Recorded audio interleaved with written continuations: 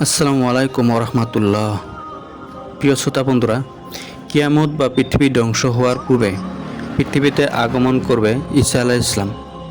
ঈসা আলাইহিস সালাম জন্মগ্রহণ করেছেন আমাদের প্রিয় নবী হযরত মুহাম্মদ সাল্লাল্লাহু আলাইহি সাল্লামের অনেক পূর্বে। আমাদের নবীর আগমনের পূর্বে ঈসা আলাইহিস সালামকে পৃথিবীতে পাঠাইছিলেন মহান আল্লাহ রাব্বুল আলামিন। মহান আল্লাহ রাব্বুল আলামিন অসংখ্য নবী রাসূল পৃথিবীতে পাঠিয়েছেন, তার ভেতর ঈসা আলাইহিস সালাম অন্যতম। তবে ঈসা আলাইহিস সালাম পৃথিবীতে বেশি দিন টিকে থাকতে পারেননি।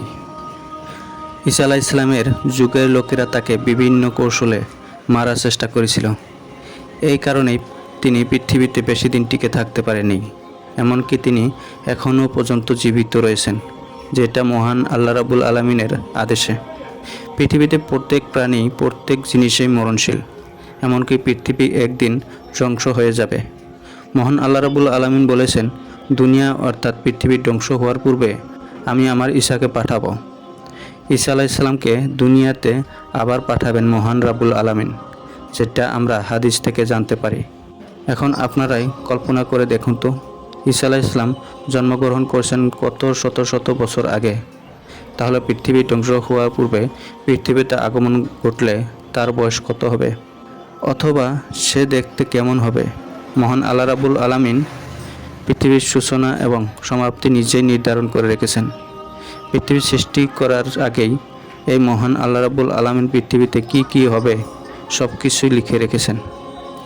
বিভিন্ন হাদিস থেকে জানা যায়, তিনি অর্থাৎ ঈসা আলাইহিস সালাম পৃথিবীতে 40 বছর জীবিত থাকবেন এবং 40 বছর পৃথিবীতে তিনি রাজত্ব করে যাবেন।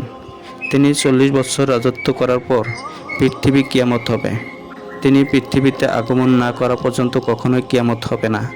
আপনারা হয়তো অনেকেই জানেন বা অনেকেই জানেন না, পৃথিবী ধ্বংস হওয়ার পূর্বে পাথর, গাছপালা ইত্যাদি আরও অন্যান্য অনেক কিছুর সাথে মানুষ কথা বলতে পারবো, এমনকি তারা মানুষের সাথে কথা বলবে।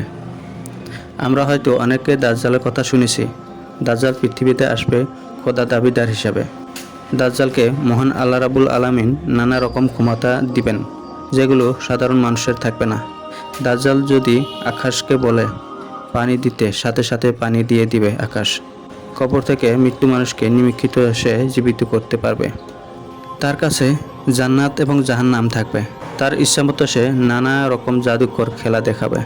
এই মৃত্যুক দাজ্জাল পৃথিবীতে মাত্র 40 দিন থাকবে। তবে তার আগমনের সময়কাল অনেক বড় হবে। যেমন তার আগমনের প্রথম দিনটি হবে 1 বছরের সমান, দ্বিতীয় দিনটি হবে মাসের সমান এবং তৃতীয় দিনটি হবে 1 সপ্তাহের সমান। এভাবে করে দাজ্জালের আগমনের সময় অন্য রকম হবে। ঈসা আলাইহিস সালাম এই মৃত্যুক দাজ্জালকে হত্যা করার জন্য এবং মানুষকে আলোর পথে ডাকতে আবার পৃথিবীতে আসবে। দাজ্জালকে হত্যা করবেন এবং 40 বছর পৃথিবীতে তিনি রাজত্ব করবেন। তাছাড়া মহান আল্লাহ রাব্বুল আলামিন ঈসা আলাইহিস সালামকে বিভিন্ন ক্ষমতা দান করবেন। ঈসা আলাইহিস সালামের হাতেই দাজ্জালের হত্যা হবে।